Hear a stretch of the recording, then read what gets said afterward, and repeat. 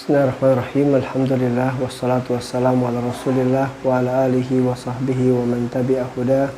Asyhadu an la ilaha illallah wahdahu la syarika lah wa asyhadu anna Muhammadan abduhu wa rasuluhu la nabiyya ba'da.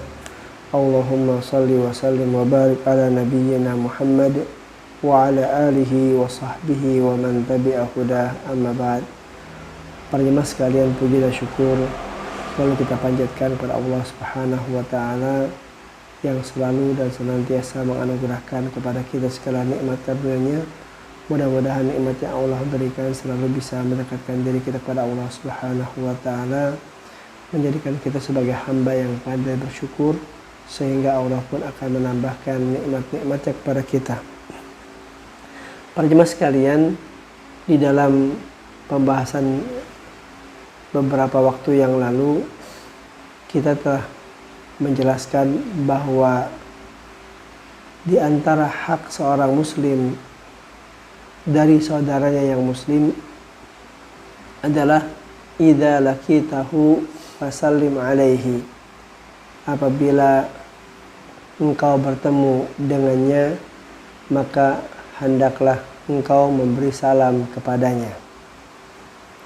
Hadis tadi yang sudah kita sebutkan tersebut merupakan hadis yang bersifat umum. Kenapa? Karena konteksnya seorang muslim dengan muslim. Tidak ditegaskan dalam hadis tersebut siapa orang muslim tersebut dan bagaimana keadaannya, berapakah jumlahnya. Kemudian sebagai orang muslim tadi, apakah dia bersendirian atau berjamaah, tidak dijelaskan. Namun Rasulullah Sallallahu Alaihi Wasallam memberikan kepada kita penjelasan lebih jauh tentang bagaimana penerapan dari perintah idza laqitahu fasallim alaihi. Apabila engkau bertemu dengannya, maka hendaklah engkau memberi salam kepadanya. Para jemaah sekalian, tentu penjelasan Rasul SAW ini merupakan bagian dari bimbingan yang disampaikan kepada kita, di mana salam hakikatnya merupakan doa seorang mukmin, doa seorang muslim kepada saudaranya yang mukmin dan yang muslim. Maka Rasulullah SAW menegaskan kepada kita dalam hadis Abi Hurairah radhiyallahu anhu sebagai penjelasan lebih rinci dari hadis yang pertama tadi, di mana Rasul mengatakan li yusallimis saghiru 'alal kabiri wal maru 'alal qa'idi wal qalilu 'alal kathiri, muttafaqun alaih. Wa fi riwayatin li Muslim war rakibu 'alal mashi. Kata Rasul SAW memberikan penegasan lebih jauh kepada kita tentang bagaimana kita di dalam memberikan salam. Liyusallimis saghiru 'alal kabir. Hendaknya orang yang lebih muda memberikan salam kepada al-kabir, kepada orang yang lebih tua. Tentu kita sebagai seorang muslim, ada yang katakan dari segi umur dia jauh lebih daripada kita, umurnya lebih tua, sedangkan kita lebih muda. Katakan kita misalnya kelahiran tahun 2000, sementara orang yang kita bertemu dengannya, dia saudara kita muslim, dia kelahiran tahun 1990. Dia 10 tahun lebih tua daripada kita. Maka Rasul mengajarkan kepada kita untuk apa? Untuk kita yang lebih kecil, lebih muda usianya, memberi salam kepada yang lebih tua. Ini bagian dari bagaimana seseorang yang muda menghormati yang tua. Jadi subhanallah, Islam mengajarkan kepada kita bukan hanya menghormati secara umum, dan memang itu diperintahkan oleh Islam, terlebih ketika adalah seorang anak kepada ayah dan bundanya. Ternyata di dalam memberi salam kepada seorang muslim secara umum pun Islam mengajarkan kepada kita untuk agar yang lebih muda memberi salam kepada yang lebih tua. Babnya apa? Babnya sebagai bentuk yang muda menghormati yang tua. Liyusallimis saghiru 'alal kabir. Hendaknya, kata Rasul, yang muda memberi salam kepada yang tua. Itu satu tuntunan. Yang kedua, kata Rasul, orang keadaannya bukan dari segi umur saja dilihat ternyata. Kata Rasul yang kedua, wal maru 'alal qa'idi. Orang yang melewati dengan orang yang sedang duduk. Ya, tentu kita di dalam bergaul terkadang kita menemui saudara kita, sahabat kita, dia sedang duduk di rumahnya mungkin, di halamannya mungkin, sementara kita lewat di depan rumah orang tadi, saudara kita yang muslim. Kata Rasul, liyusallimi as-saghiru al-kabir wal maru al-qa'id. Orang yang melintas, orang yang melewat, hendaknya dia memberikan apa? Memberikan salam kepada orang yang duduk. Ya. Ini juga bagian dari bagaimana Rasul memberikan tuntunan kepada kita. Jadi luar biasa. Sampai dalam keadaan seperti duduk dan berjalan saja, Rasul mengatur bagaimana orang itu memberikan salam. Siapa yang sungguhnya harus memulai untuk memberikan salam? Orang yang lewat lah. Tentu dia yang memberikan salam. Kenapa? Karena orang yang lewat tadi, dia melintas di rumah orang tersebut. Dia melintas orang yang sedang duduk. Maka yang melintas hendaknya memberikan salam kepada yang duduk. Kemudian adab yang ketiga, kata Rasul terkait dengan salam ini, wal qalilu 'alal katsiri. Yang sedikit kepada yang banyak. Nah, kita kan dalam hidup ini tentu nggak selalu bersendirian. Kita jalan sendiri, terkadang kita berdua, terkadang kita bertiga dengan kawan. Sementara yang kita lewat pun juga adalah yang kita temui, terkadang ada dia seorang, ada terkadang 2 orang, ada terkadang 3 orang, ada kadang jumlahnya banyak sampai ratusan orang.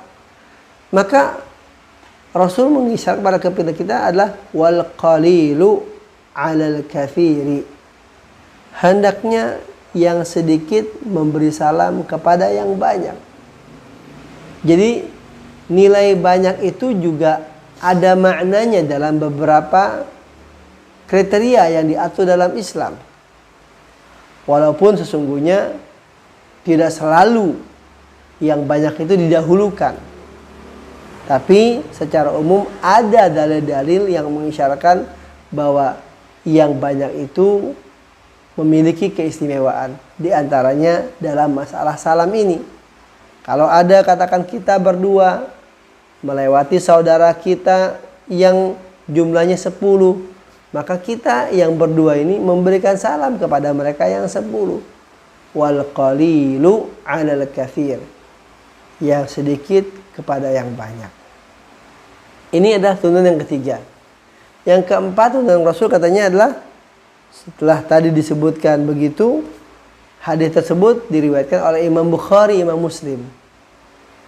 Namun ketika kita melihat Sahih Muslim, kita akan mendapatkan tambahan lain.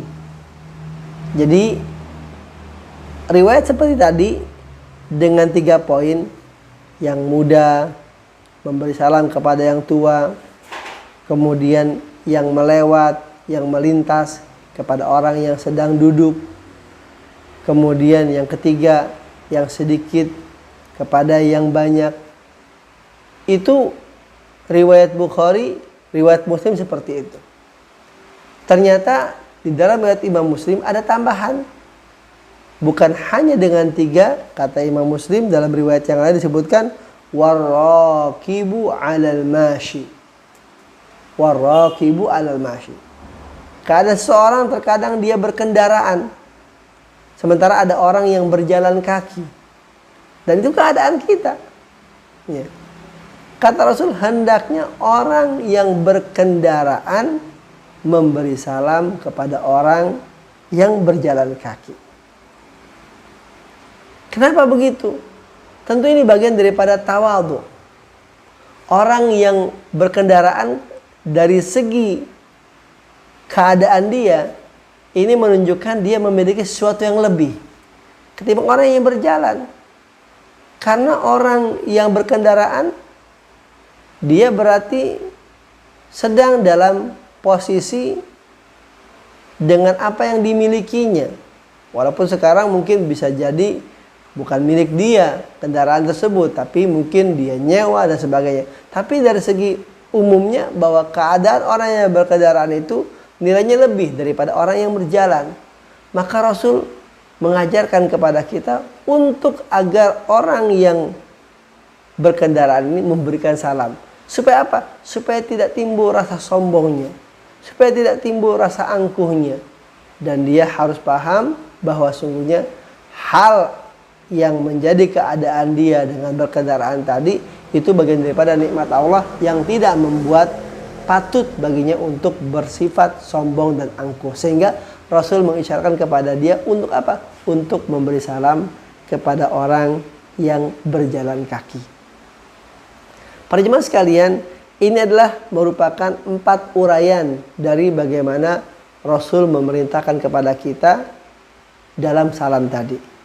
Kalau salam dikatakan kita mengucapkannya ketika bertemu, maka Rasul memberikan uraian lebih jauh dengan hadis ini. Yang pertama tadi, yang muda kepada yang tua. Kemudian yang melintas, yang melewati kepada orang yang sedang duduk. Yang ketiga adalah yang sedikit kepada orang yang jumlahnya banyak. Yang keempat adalah orang yang berkendaraan kepada orang yang berjalan kaki. Para jemaah sekalian, mungkin ada pertanyaan terbersit dalam benak kita. Kalau tadi dikatakan yang muda kepada yang tua, yang melintas kepada orang yang duduk, kemudian yang sedikit kepada yang banyak, yang berkendaraan kepada yang berjalan kaki. Bagaimana mungkin kalau bertemu 2 hal? Bagaimana misalnya? Misalnya dia dari segi umur lebih kecil gitu. Sementara dia adalah orang yang duduk. Dia adalah dari segi umur lebih kecil, tapi dia adalah orang yang sedang duduk. Sementara yang lewat ini adalah orang yang lebih tua, sementara dia adalah melewat, bukan sedang duduk. Ya. Bagaimana dalam hal seperti ini? Atau katakan misalnya kita atur seperti misalnya seseorang dia jumlahnya sedikit gitu, sementara ada jumlah yang banyak. Katakan dia sedikit, katakan dia sendiri.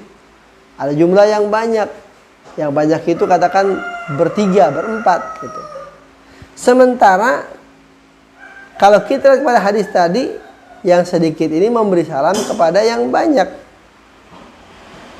Dan kondisinya ternyata yang sedikit ini lebih tua umurnya.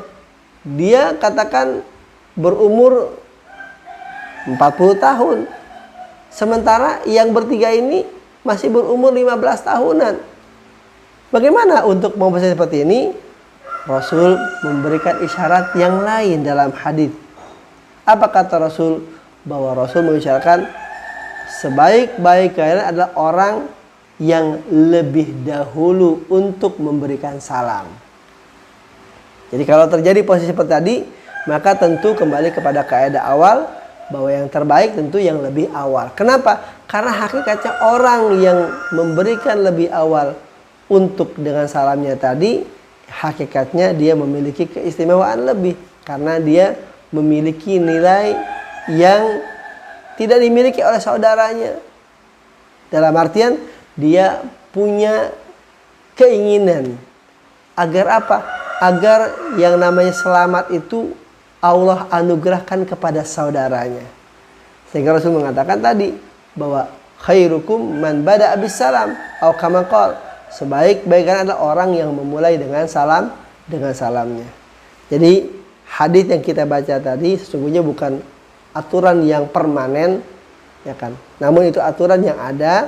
Namun ketika kondisi tertentu bukan berarti dilarang orang yang tua memberi salam kepada yang muda. Boleh jadi katakan dia tua, tapi ternyata dia berguru kepada yang muda sehingga dia menghormati yang muda tadi karena sebagai gurunya. Ya. Itu tidak jadi masalah, itu pun dibenarkan.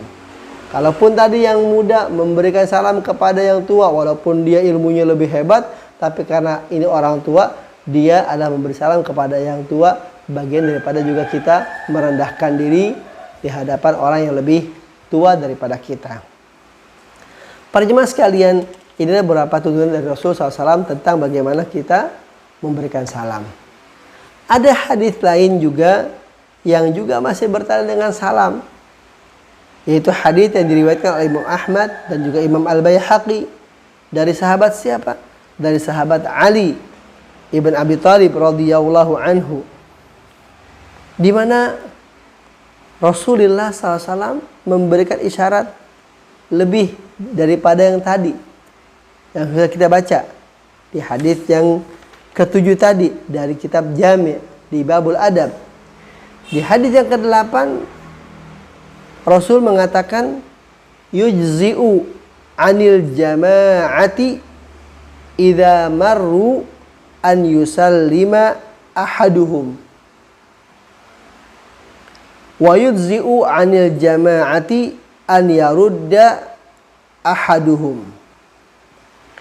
Kata Rasul, yujzi'u 'anil jama'ah, cukup, ya kan, dari sekelompok orang.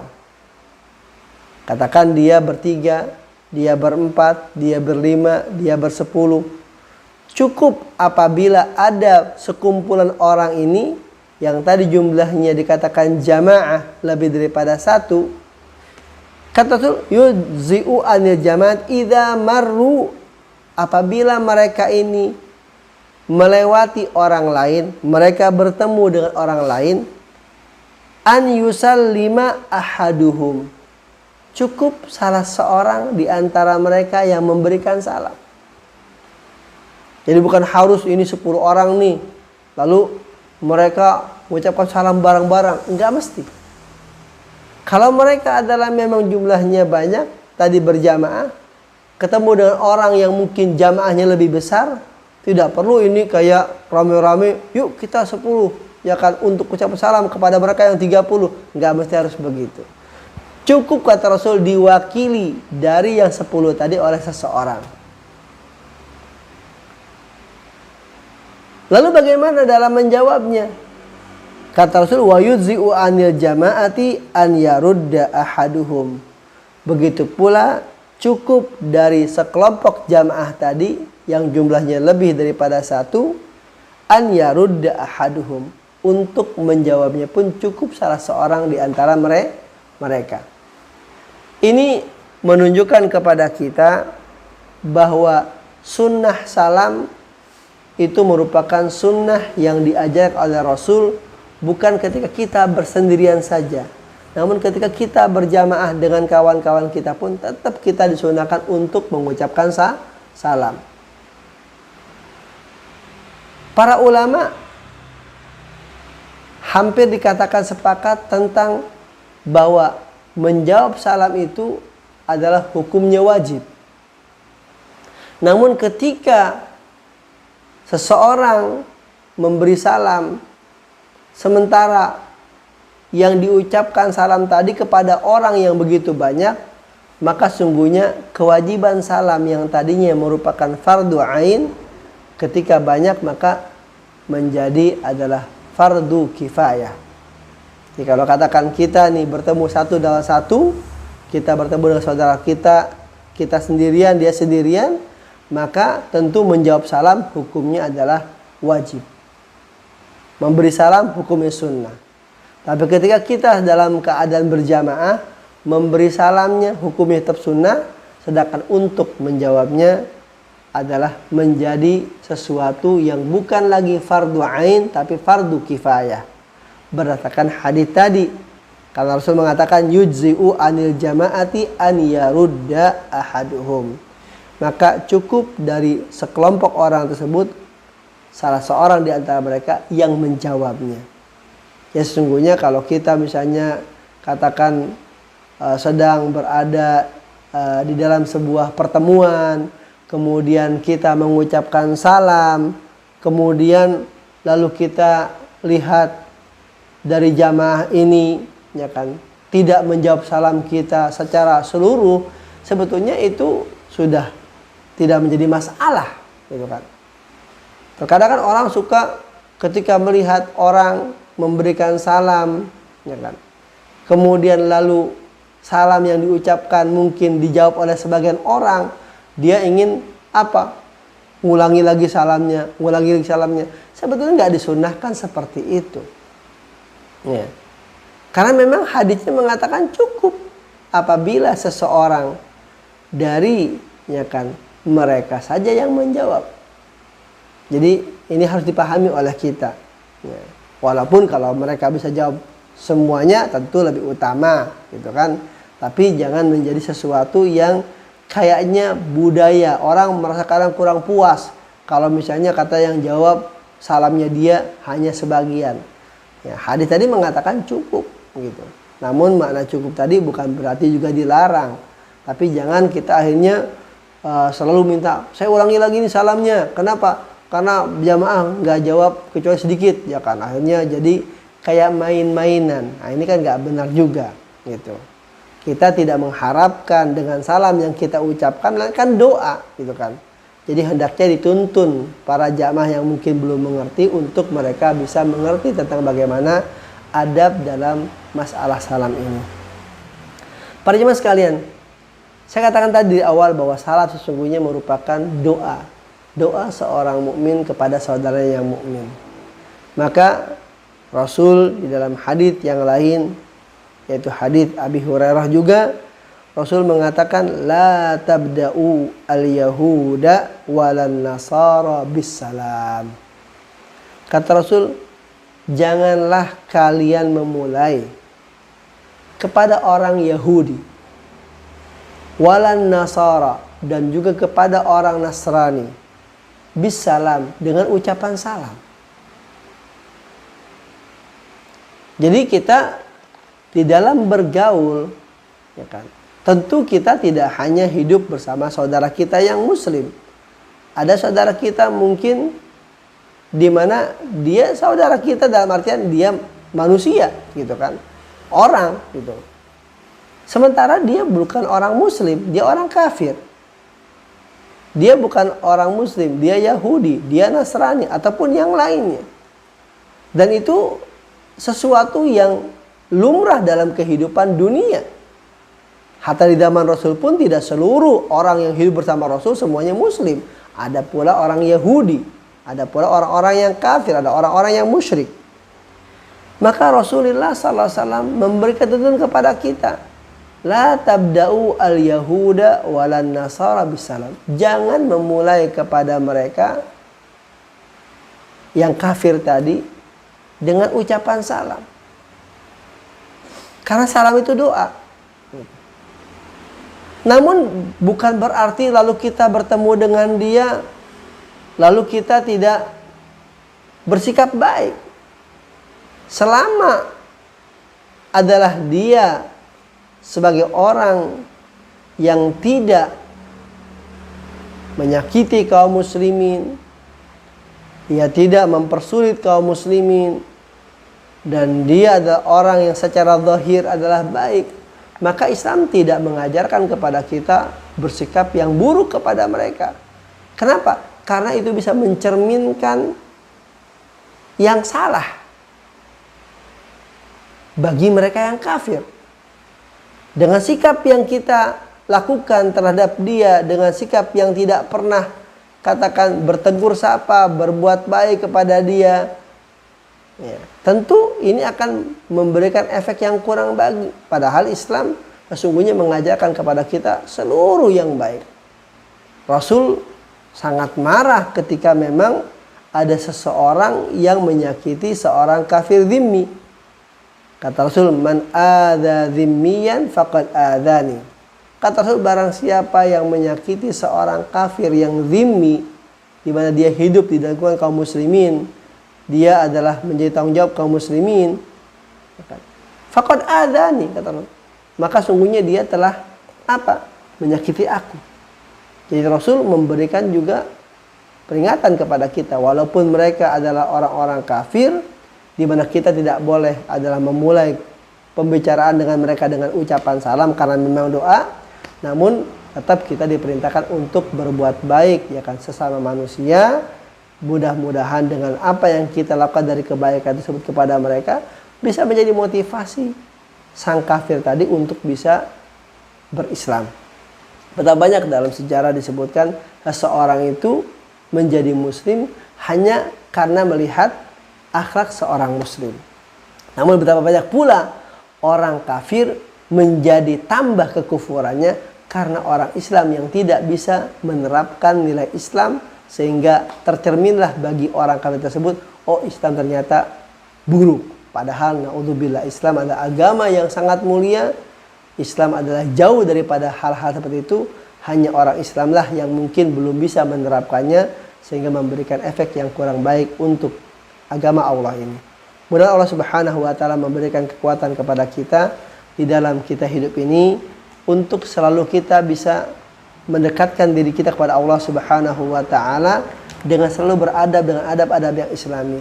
Karena hakikatnya salam ini merupakan salah satu di antara asbab seseorang mudah untuk masuk ke dalam surga.